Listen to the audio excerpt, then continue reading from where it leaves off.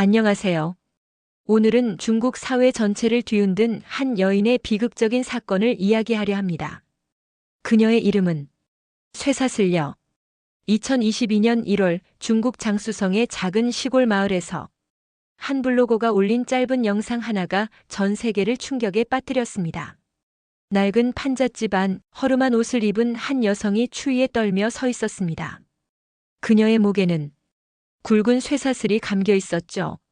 쇠사슬은 벽에 단단히 묶여 있었고 그녀는 자유롭게 움직일 수도 문 밖으로 나갈 수도 없었습니다. 블로거는 놀란 목소리로 물었습니다. 이 여자는 왜 쇠사슬에 묶여 있죠? 그러자 주변 사람들은 아무렇지 않게 말했습니다. 남편이 관리 중이야. 애가 8이나 된다니까. 그 한마디가 불을 붙였습니다. 며칠 뒤 같은 블로거는 또 다른 영상을 올립니다. 이번에는 여자의 남편이 등장했죠. 그는 마치 자랑이라도 하듯 말했습니다. 우린 8명의 아이가 있어. 다 내 아들이야. 그의 표정에는 자부심이 서려 있었습니다. 하지만 화면 속 여자는 눈빛이 공허했습니다. 말을 제대로 하지 못했고 손에는 상처 자국이 가득했죠. 영상을 본 중국 네티즌들은 분노했습니다. 이건 21세기가 아니라 중세다. 어떻게 이런 일이 아직도 중국에서 가능하단 말인가? 불과 며칠 만에 쇠사슬녀라는 단어가 중국 전역의 실시간 검색어 1위를 차지했습니다. 하지만 이상한 일이 벌어집니다. 시간이 지날수록 관련 영상이 하나둘씩 삭제되기 시작한 겁니다. 정부가 운영하는 플랫폼에서는 사실과 다른 루머라며 영상을 차단하기 시작했죠. 왜 그랬을까요? 그 시기 중국은 바로 베이징 동계올림픽을 치르고 있었습니다. 세계의 눈이 중국에 쏠려 있던 때였죠. 당국은 부정적인 뉴스가 외신으로 번지는 걸 막기 위해 이 사건의 확산을 의도적으로 통제한 것으로 보입니다. 하지만 사람들의 분노는 멈추지 않았습니다. 올림픽보다 중요한 건 인간의 생명이다. 이건 단순한 가정폭력이 아니라 노예제다. 댓글은 삭제됐고 계정은 정지당했지만 중국 SNS에는 끝없이 새로운 글이 올라왔습니다. 사건을 덮으려 할수록 진실은 더 거세게 드러났습니다. 그녀가 살던 마을 쉬저우 펑현. 현지 주민들은 오랫동안 그 여성을 알고 있었습니다. 하지만 아무도 신고하지 않았습니다. 그냥 정신이 이상한 여자야. 남편이 돌봐주는 거야. 사람들은 그렇게 합리화했습니다. 그러나 사진 한 장, 영상 몇 초가 그 모든 침묵을 무너뜨렸습니다. 이 사건은 곧 중국 사회의 민낯이라는 이름으로 불리게 됩니다. 인권이 억압된 사회, 결혼난으로 인한 인신매매, 그리고 공권력의 방관. 모든 문제가 한꺼번에 드러난 겁니다. 이제 사람들은 묻기 시작했습니다. 그녀는 누구인가? 왜 쇠사슬에 묶여 있었던가? 그리고 그녀를 거기까지 내몬 건 누구였는가?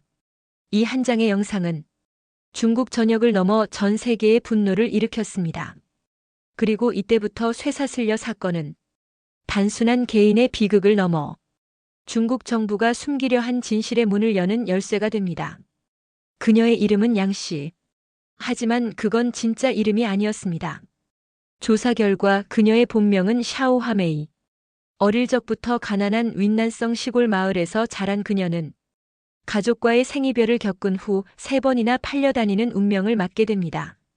1998년 당시 21살이던 샤오하메이는 누군가의 소개로 낯선 마을로 가게 됩니다.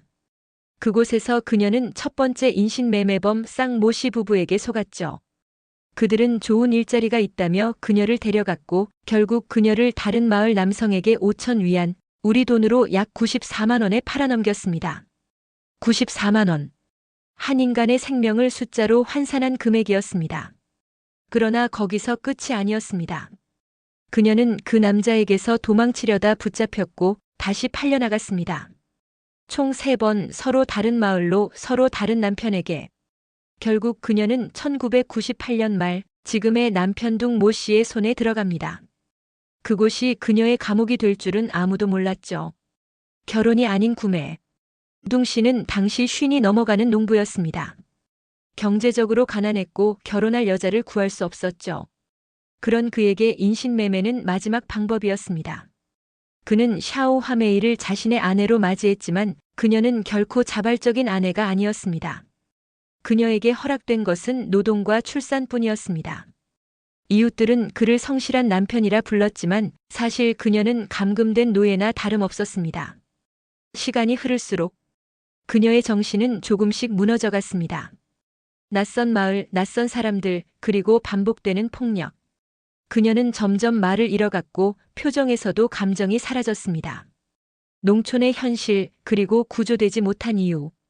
이 비극은 개인의 문제가 아니었습니다. 당시 중국 농촌에는 심각한 성비 불균형이 존재했습니다. 아들을 선호하는 문화 속에서 여아는 낙태되거나 버려졌고 결국 여성의 수가 급감했습니다.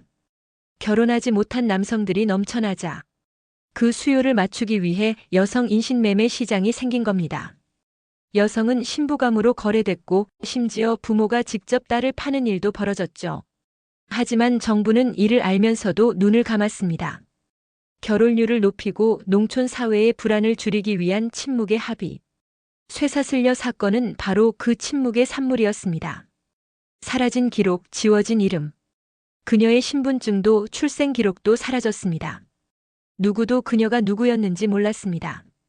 결혼 신고는 없었지만 마을 사람들은 그녀를 그냥 둥 씨의 아내라고 불렀습니다. 그녀의 이름 샤오 화메이는 오랜 세월 동안 잊혀졌죠. 그녀는 남편의 집에서 노동을 했고 매일같이 밭일과 아이 돌보기에 시달렸습니다. 도망치려 하면 맞았고 소리치면 입을 막혔습니다. 결국 그녀는 순종적인 존재로 길들여졌습니다. 8명의 아이 그리고 더 깊은 굴레. 1999년부터 2020년까지 그녀는 무려 8명의 자녀를 낳았습니다. 그중 첫째는 조산사의 도움을 받았고 둘째와 셋째는 보건소에서 태어났습니다. 하지만 이후의 출산은 모두 집에서 이루어졌습니다. 둥 씨가 직접 탯줄을 잘랐다고 합니다. 아이들은 어머니가 쇠사슬에 묶여 있다는 사실을 이상하게 여기지 않았습니다. 그들의 세상에서는 그것이 당연한 모습이었기 때문이죠. 샤오 화메이는 결국 정신질환을 앓게 됩니다.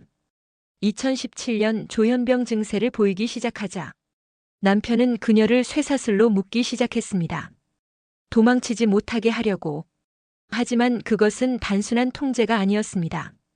그녀는 20년 넘게 인간 이하의 대우를 받으며 살아왔던 겁니다. 이제 중국 사회는 묻기 시작합니다. 왜 아무도 그녀를 구하지 않았는가? 이웃들은, 마을은, 정부는 모두 어디에 있었는가? 그녀의 비극은 중국 농촌의 현실을 고스란히 드러냈습니다. 결혼난, 가난, 그리고 여성 인권의 부재. 쇠사슬녀의 삶은 단지 한 여인의 이야기가 아니라 억압된 사회의 초상화였습니다. 그녀는 남편 둥 씨와 함께 살면서 무려 8명의 아이를 낳았습니다. 그녀의 인생은 출산과 육아, 그리고 감금으로 점철된 시간이었죠. 하지만 그 모든 것은 가족이라는 단어와는 거리가 멀었습니다. 그녀에게 아이는 사랑의 결과가 아니라 강요된 생존의 흔적이었습니다. 쇠사슬로 묶인 어머니. 2017년 샤오 화메이는 조현병 증세를 보이기 시작했습니다. 말을 더듬고 눈동자가 흔들리고 밤마다 혼잣말을 중얼거렸죠. 그녀는 어느 날 문 쪽으로 다가가 도망치려 했습니다. 그 순간 남편 둥 씨는 그녀의 목에 쇠사슬을 걸었습니다. 그 쇠사슬은 벽에 고정돼 있었습니다. 짧게 묶여 있어서 그녀는 고개를 숙이지 않으면 밥을 먹을 수도 없었죠. 춥고 비좁은 방 한켠, 낡은 이불이 유일한 쉼터였습니다. 둥 씨는 말했습니다. 도망치지 않게 하려고 묶었을 뿐이야. 하지만 그건 변명에 불과했습니다. 쇠사슬은 통제의 수단이자 그녀의 인간성을 완전히 꺾기 위한 상징적인 족쇄였습니다. 마을의 침묵. 그녀가 쇠사슬에 묶여 있다는 사실은 마을 사람 모두가 알고 있었습니다. 그러나 누구도 문제 삼지 않았습니다. 정신이 상자니까 묶어둬야지. 애들이 많으니 남편이 돌보는 거겠지. 그렇게 모두가 침묵했습니다. 이웃들의 무관심 그리고 그 침묵이 그녀의 쇠사슬을 더 단단히 조여왔습니다. 8명의 아이 그리고 2개의 세계.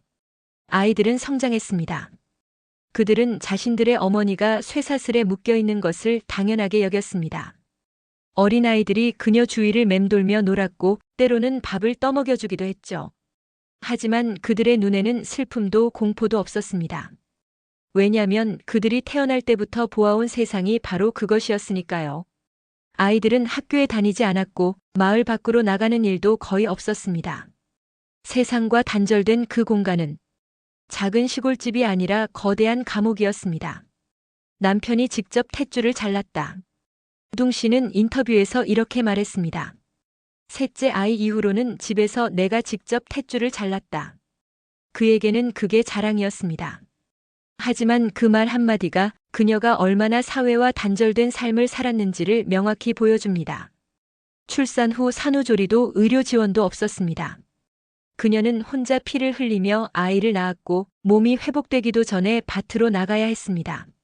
쇠사슬은 단지 도구가 아니었습니다. 그건 지배와 통제의 상징이었습니다. 그녀는 인간으로서의 자유, 이름, 감정, 그 모든 것을 빼앗긴 채 살아야 했습니다. 낮에는 밭일을 하고 밤에는 감금된 채 잠을 잤습니다. 마을 사람들은 그 모습을 보며 지나쳤고 어떤 이는 그냥 정신 나간 여자라고 말했습니다. 그러나 그녀는 미친 여자가 아니라 사회가 만든 희생자였습니다. 2022년 1월 그녀의 영상이 세상에 공개되자 중국 네티즌들은 폭발했습니다. 그녀는 인간이 아니라 물건처럼 취급당했다. 이건 단순한 가정폭력이 아니라 인권의 붕괴다. 그녀가 쇠사슬에 묶인 이유가 조현병 때문이라고 주장하는 정부의 해명은 사람들의 분노를 더욱 키웠습니다. 왜냐하면 그 쇠사슬은 병의 치료를 위한 것이 아니라 그녀의 존재를 지우기 위한 도구였기 때문이죠. 도망칠 수 없었던 살. 그녀는 수차례 도망치려 했지만 매번 붙잡혔습니다. 그녀에게 세상은 좁고 마을은 감시망이었습니다. 그녀를 도운 사람도 그녀의 말을 믿어준 사람도 없었습니다. 그녀는 결국 쇠사슬이 아니라 사회적 무관심에 묶여 살았던 셈입니다. 쇠사슬녀의 이야기는 한 여인의 비극이자 중국 사회 전체의 도덕적 쇠사슬을 드러낸 사건이었습니다. 쇠사슬녀 사건이 세상에 공개된 뒤 중국 사회가 어떻게 반응했는지 그리고 그 분노를 정부가 어떻게 막으려 했는지를 이야기하겠습니다. 영상이 퍼지자마자 시작된 검열. 2022년 1월 말 한 블로거가 올린 영상 하나가 불과 하루 만에 수억 회 조회수를 기록했습니다. 목에 쇠사슬이 묶인 여자. 8명의 자녀. 남편은 태연히 웃고 있다. 사람들은 충격과 분노에 휩싸였습니다. 그러나 그 분노는 오래가지 못했습니다. 영상이 올라온 지 이틀 만에 해당 계정은 허위 정보 유포라는 이유로 삭제됐습니다. 관련 게시물은 사라졌고 심지어 쇠사슬녀라는 단어조차 검색이 불가능해졌죠. 하지만 사람들은 멈추지 않았습니다. 이건 중국의 수치다. 중국 SNS에는 해시태그가 폭발적으로 퍼졌습니다. 해시태그 쇠사슬녀, 해시태그 여성인권, 해시태그 쉬저우 사건. 이건 단순한 가정 문제가 아니라 인권의 붕괴다. 그녀의 사슬은 우리 사회의 사슬이다. 수많은 댓글과 글이 올라왔고 중국 전역의 시민들은 분노의 목소리를 내기 시작했습니다. 그리고 정부의 침묵. 하지만 이상한 일이 벌어졌습니다. 베이징 올림픽이 한창이던 시기 중국 정부는 아무런 입장을 내지 않았습니다. 올림픽 기간 동안 모든 뉴스는 금메달 선수 인터뷰, 국가 자랑으로 도배됐죠. 그 와중에 사람들은 묻습니다. 한 여자가 쇠사슬에 묶여 있는데 정말 이게 조용히 넘어갈 일인가? 당국은 조용히 정보 통제에 들어갔습니다. 기자들의 현장 접근은 막혔고 사건이 일어난 쉬저우 펑현은 순식간에 봉쇄구역이 되었습니다. 공식적인 이유는 방역 조치였습니다. 하지만 사람들은 알고 있었습니다. 그건 진실을 덮기 위한 핑계에 불과했습니다. 4번 바뀐 발표 흔들리는 진실. 당국은 사건이 커지자 진상 발표를 내놓았습니다. 그런데 그 내용이 발표 때마다 바뀌었습니다. 1차 발표. 그녀는 정신질환자이며 인신매매는 아니다. 2차 발표 결혼은 합법적이며 자발적인 관계다. 3차 발표 정확한 신분은 조사 중이다. 4차 발표 유괴와 인신매매가 있었다. 무려 열흘 동안 4번의 공식 발표. 매번 다른 말이 나왔고 그때마다 국민의 분노는 더 커졌습니다. 왜 거짓을 덧칠하는가? 그녀를 구하려는 게 아니라 감추려는 거냐? 학자들과 학생들이 나섰다. 결국 사회의 목소리가 터져나왔습니다. 베이징대 학생 100명이 연명으로 중앙정부에 공개 서한을 보냈습니다.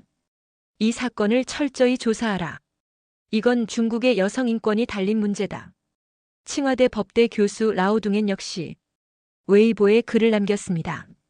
쇠사슬녀는 단지 한 명의 피해자가 아니다. 그녀는 이 사회의 모든 여성의 그림자다. 그 글은 단 몇 시간 만에 삭제됐지만 그 스크린샷은 이미 수백만 명에게 퍼졌습니다. 취재를 막은 공안, 여러 매체 기자들이 쉬저우로 향했습니다. 하지만 그들을 기다린 건 경찰의 차단선이었습니다. 방역 조치 중입니다. 접근 불가.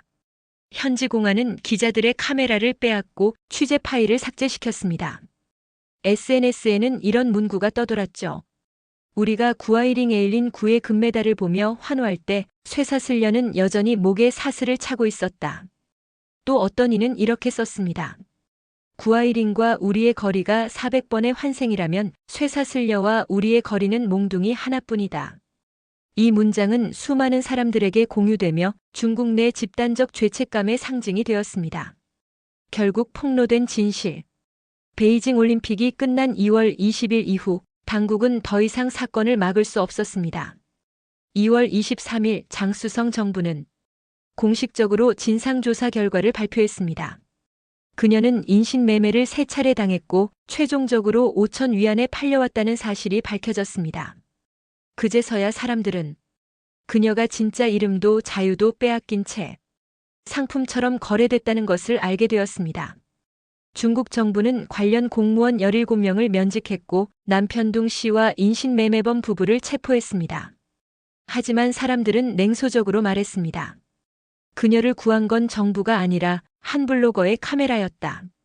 쇠사슬녀 사건은 중국의 언론 자유, 여성 인권, 그리고 공권력의 어두운 민낯을 드러낸 계기가 되었습니다. 하지만 진실이 드러났다고 해서 모든 게 끝난 것은 아니었습니다. 사건의 최종 결말, 당국의 처벌, 그리고 진실이 드러난 이후 무엇이 밝혀졌고 그녀는 지금 어떻게 되었는가 그리고 중국 사회는 과연 변했을까요? 2022년 2월 23일 장수성 정부는 공식 기자회견을 열었습니다. 그동안 숨겨왔던 진실이 드디어 드러난 순간이었죠. 조사 결과 그녀의 본명은 샤오 하메이. 1998년 인신매매범 쌍모 부부에게 납치된 뒤 3차례나 팔려다녔습니다. 최종적으로 그녀는 남편둥 씨에게 5천 위안, 우리 돈 약 94만 원에 팔려갔습니다. 그 후 20년 동안 그녀는 쇠사슬에 묶인 채 8명의 자녀를 낳고 살아왔던 겁니다. 인신매매범 그리고 남편의 체포. 공안은 인신매매를 주도한 쌍모 부부를 체포했고 남편둥 씨 역시 불법 구금 및 폭행 혐의로 구속했습니다. 그러나 사람들은 분노했습니다. 그녀를 괴롭힌 사람은 저 몇 명뿐이었을까? 그녀를 팔아넘긴 마을, 신고하지 않은 이웃, 눈을 감은 경찰은 왜 처벌받지 않는가? 결국 장수성 당국은 현지 관료 17명을 면직하거나 강등했습니다. 그 중에는 현 당서기, 보건소장, 여성연합 간부 등이 포함되어 있었습니다. 정부의 해명, 그리고 냉소. 중국 중앙TV는 저녁 뉴스 신원연보에서 이 사건을 주요 뉴스로 다뤘습니다. 그들은 이렇게 말했습니다. 그녀는 지금 어디에 있을까? 조사 이후 샤오 하메이는 의료기관으로 옮겨져 정신치료를 받고 있습니다. 공식 발표에 따르면 그녀의 건강은 안정세를 보이고 있다고 합니다. 하지만 정확한 근황은 지금도 알려지지 않았습니다. 병원 관계자 외에는 그녀를 만날 수 없다고 하죠. 그녀가 여전히 쇠사슬의 흔적을 목에 남기고 있는지, 그녀의 아이들은 어떻게 지내고 있는지 그 어떤 정보도 공개되지 않았습니다. 사람들은 말합니다. 그녀는 구출된 게 아니라 또 다른 감옥으로 옮겨진 것뿐이다. 중국 사회가 받은 충격. 쇠사슬녀 사건은 중국 사회 전체에 큰 충격을 안겼습니다. 인신매매, 여성 억압, 정부 검열, 언론 통제.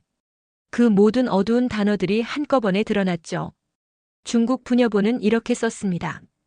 이 사건은 단지 한 여인의 비극이 아니다. 중국의 수많은 여성들이 여전히 보이지 않는 쇠사슬에 묶여 있다. 그 후 중국 전역에서 유괴인 신매매 근절을 요구하는 시민 서명 운동이 일어났습니다. 수천 명의 여성이 거리로 나와 쇠사슬녀를 잊지 말라는 팻말을 들었죠. 하지만 그 시위는 대부분 조용히 해산됐습니다. 공안이 현장을 통제했기 때문입니다. 잊혀지지 않은 이름. 시간이 지나면서 사건은 뉴스에서 사라졌지만 쇠사슬녀라는 이름은 여전히 인터넷 밈처럼 남아 중국 사회의 부끄러운 상징이 되었습니다. 한 네티즌은 이렇게 썼습니다. 그녀의 쇠사슬은 끊어졌지만 우리 사회의 쇠사슬은 여전히 남아있다. 그 문장은 지금도 중국 커뮤니티에서 가장 많이 인용되는 문장 중 하나입니다. 남은 상처 그리고 질문. 샤오 하메이는 이제 세상에 없습니다. 아니, 세상 속에 존재하지 않는 사람이 되었습니다. 그녀의 신분은 지워졌고 그녀의 이름은 기록에서 사라졌습니다. 심지어 그녀가 어디서 태어났는지도 정확히 확인되지 않았습니다. 그녀의 삶은 사라졌지만 그녀가 남긴 상처는 수많은 중국 여성들의 가슴에 남았습니다. 이 사건은 단지 한 여인의 비극이 아닙니다. 억압, 침묵, 그리고 체제의 문제였습니다. 사람들은 묻습니다. 쇠사슬녀는 구원받았는가? 아니면 우리가 그녀를 잊은 것인가? 그 답은 아직도 그녀가 묶였던 낡은 판잣집 안 어딘가에 남아있을지 모릅니다.